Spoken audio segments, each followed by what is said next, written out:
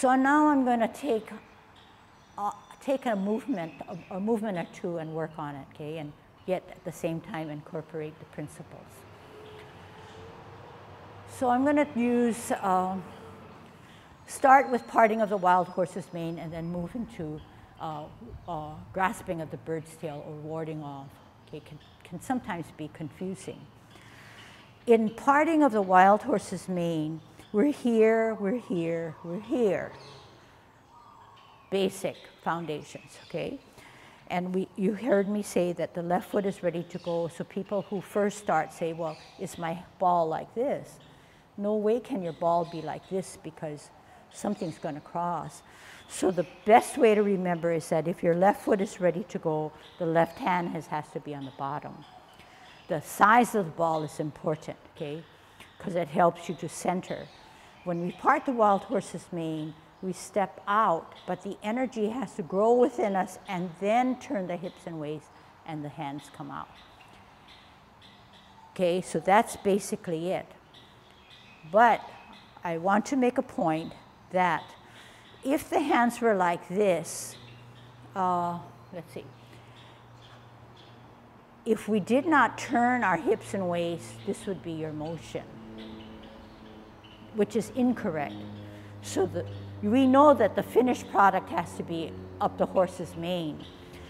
But to get to it, we have to transfer the energy, move the hips and waist, and direct our movements. So there's very little isolated movement of the hands. Once we set the hands up correctly, the hips and waist will deliver it for us. Okay, let's try that. Right hand on the bottom, left hand on the top. Good Tai Chi posture, not hovering over it, not extra extending of that back, but gently moving it towards the center, feeling grounded, feeling secure. Left foot has hardly any weight. T-stance, step out on an L, turn the hips and waist, move the energy, bottom hand advances to go up the horse's mane. Sit back, sit down, twist step, hold your ball. This helps you with centering and balance because you're on one foot, you're grounded, you're rooted. T-stance, step out on an L, bottom hand advances, move the energy, turn the hips and waist, go up the horse's mane. Sit back, sit down, twist step, root down, center for better balance, root down. T-stance, step out and to the side, L stance, turn the hips and waist, bottom hand advances to go up the horse's mane. Sit back, sit down, twist step, center with a ball and a T, step out on an L, bottom hand advances to go up the horse's mane. Sit back, sit down, twist step, center, T, step out and to side, L, move the energy, bottom head advances to go up the horse's mane. Sit back, sit down, twist step, one more. Hold your ball, root down, step out, bottom head advances to go up the horse's mane. Okay, so the left hand should be to the side of your body and dropped. Yeah, dropped. Yeah. You should feel rooted, okay? The front foot should be flat. Both feet are flat. Okay? Sit back, sit down. Twist step. Center with a ball on a T stance. Okay? And this position is important. Let's check it. We're rooted on the right. We're centered. We're heavy. We're secure. Then we can transfer the energy. We've stored enough energy to allow the energy to be transferred. If we're not, we're usually standing up like this. Can you stand up like this so that there's no flexing of that right knee? This is incorrect because more than likely the left foot has too much weight To bear the body weight that you have to flex a little bit to lighten up the other insubstantial foot. Okay, so that's something like a self-test. You can evaluate yourself. So the size of the ball is correct, but this arm, this should not be up. This shoulder should not be raised. It should drop down. Obey gravity. Okay, not obey gravity, because that's not obeying gravity. This guy tips down. This does not come up, because if it does, your shoulders are up.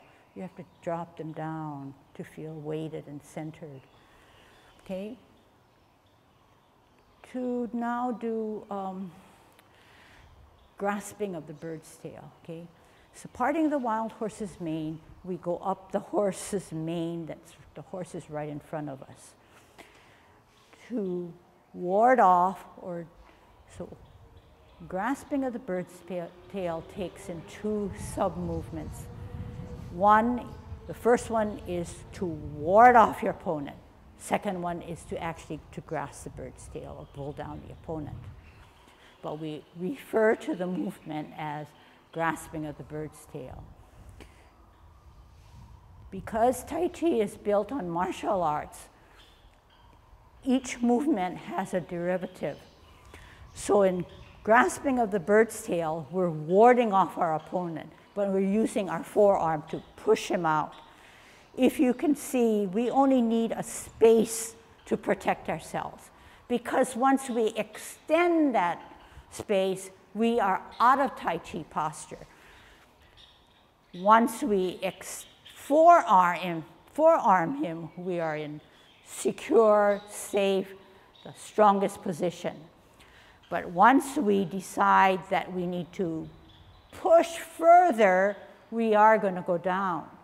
So Tai Chi posture plays a big part, or monopolizes our formation in all of Tai Chi, since Tai Chi is built on martial arts. If we're on a T, we're on an L, we're going to come out and we're going to ward off this way. We're going to forearm him. We're not going to forearm him up here, we're not going to forearm him there, because each of those extremes throws my Tai Chi posture off. We center with a ball, left foot ready to go, left hand's ready to go. We step out on an L, bottom hand advances to ward off. Once we have this secure, then we grasp the bird's tail.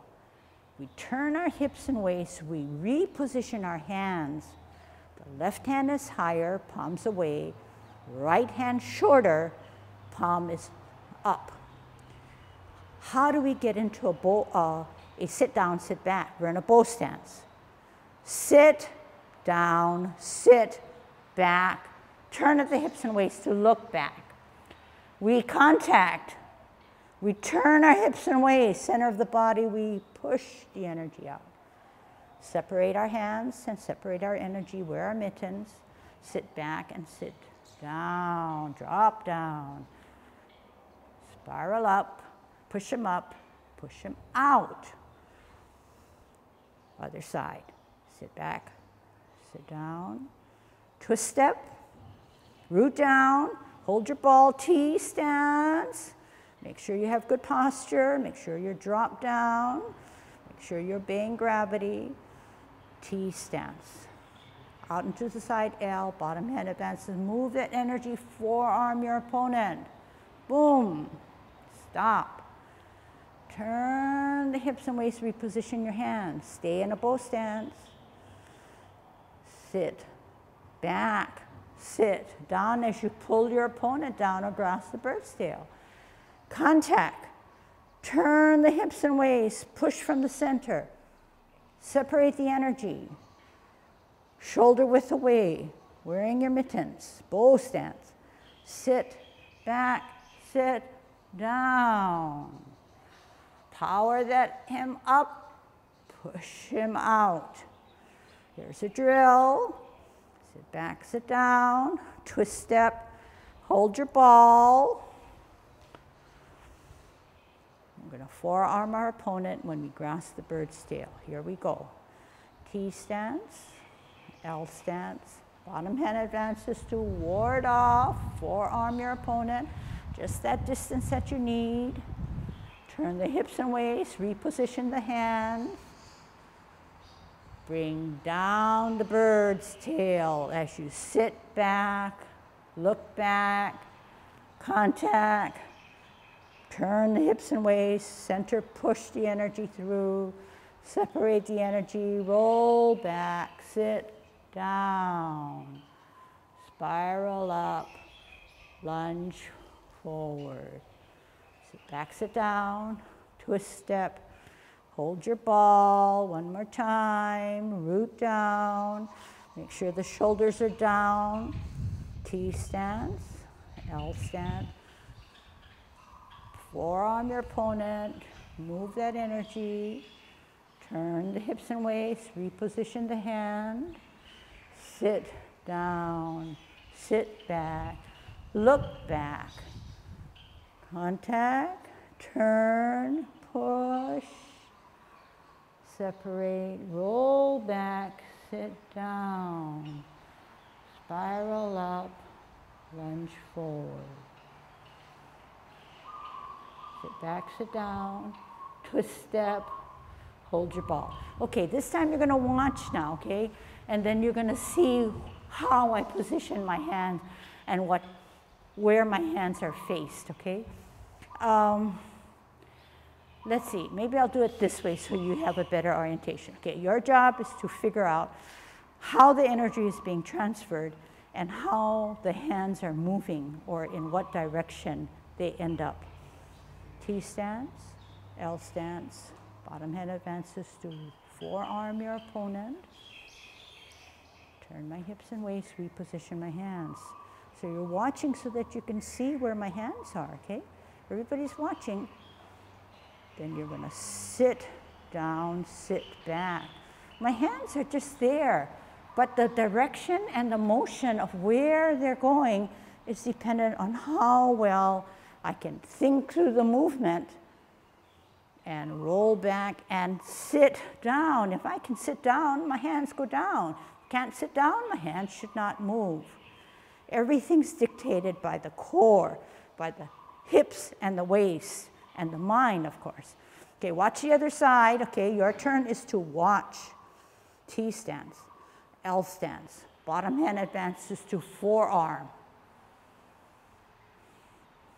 Turn my hips and waist allows me to then reposition my hands. If I didn't turn my hips and waist, I have no business out here. How do I get back there? All I do is leave my hands here, but the power of the hips and waist and the core help me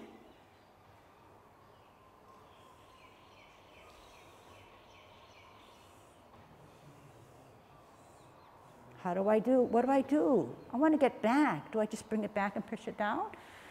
Leave it here. I sit back, I sit down. I spiral up, I lunge forward. Everything is being dictated. Watch again, okay? Everything, you ask yourself, how are her hands moving? What is being led to make her hands move? Are the hands going for the ride?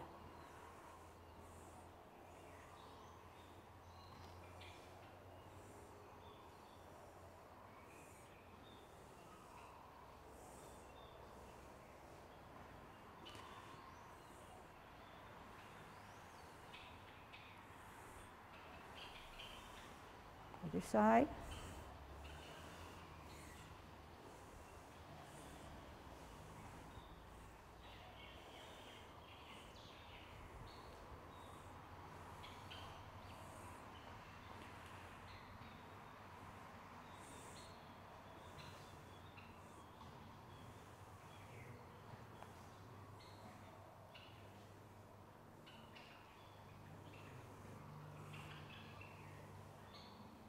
How am I going to come back? Power of the hips and the waist. Sinking. Moving the energy. Okay? So that part of Tai Chi is like, if you don't know anything, it's very magical. It has some mystiqueness about it. That's fresh in your mind. Okay, this time I'm going to undo all these principles, and I'm going to show you how Tai Chi should not be. Okay, I'll try my best. Okay, try my best.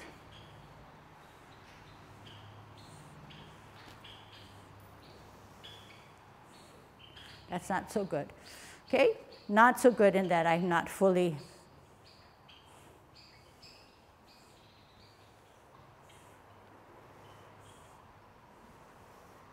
So what's happening?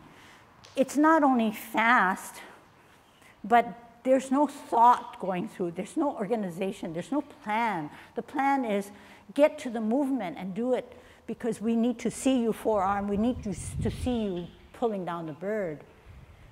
But that is totally incorrect, no matter how much, even if you slowed it down, because my body is not thinking it through, it's not using my hips and waist, it's merely a hand motion. And say I didn't do it as fast and I didn't do it as hard, but I still use the softness, but I only use my hands, that's still not Tai Chi. That's sort of, if you think about it, you say, well, why not? It looks like she's flowing. It looks like it's beautiful. It looks like, you know, I'm mesmerized because the hands are flowing. But it's not Tai Chi. You have to direct your movements through your hips and waist and sinking and allowing the hands to move only because the body is moving. It seems like it's a difficult task, but the challenge is we have a body, we're endowed with a body that can make it act in one unit, and that's what we're striving for. The best efficient use of our body to allow the internal energy to flow to make a movement happen. That's our goal, okay? It will come. It will come through the strength of your legs, the strength of your hips and waist, strength meaning the power of it being flexible, not necessarily full of muscle, but also through the mind. If we accept it and we learn, our mind will then drive our body to movement. Then there is true relaxation. There will be tranquility. But if the mind is not driven, the body is not driven through the muscles and the core, then it becomes very stressful, okay? Or there is no relaxation. Just the ebbing and flowing, the substantial, insubstantial, helps us with relaxation. In Tai Chi, we are never straight-legged. We're always in a semi-squat position. If you're in a semi-squat position, you feel nature, you feel gravity. Therefore, you are building strength, you're in tune, you're connected. Those are the kinds of things that will come to us. We don't necessarily have to seek it and try to find it, but just through the discipline of moving in the most optimal way, we'll get there. I just wanted to talk about the recycling of the energy. At the core of moving your waist, etc., is from centralized. You have your stability in your feet, but it comes from your feet up here, translated to here, out here, out here. When you finish out here, comes back this way, comes back down again, then goes back out again. So it's just recycling the energy, but that's where this part is so important. This is the control tower. You try to get it back down to here, but you come back here, the control tower directs which way you're going to go. Otherwise what happens, it comes up here and you just let it go. You haven't really released it in an efficient manner. You didn't use your whole power. You don't take advantage of the exercise. Okay, good.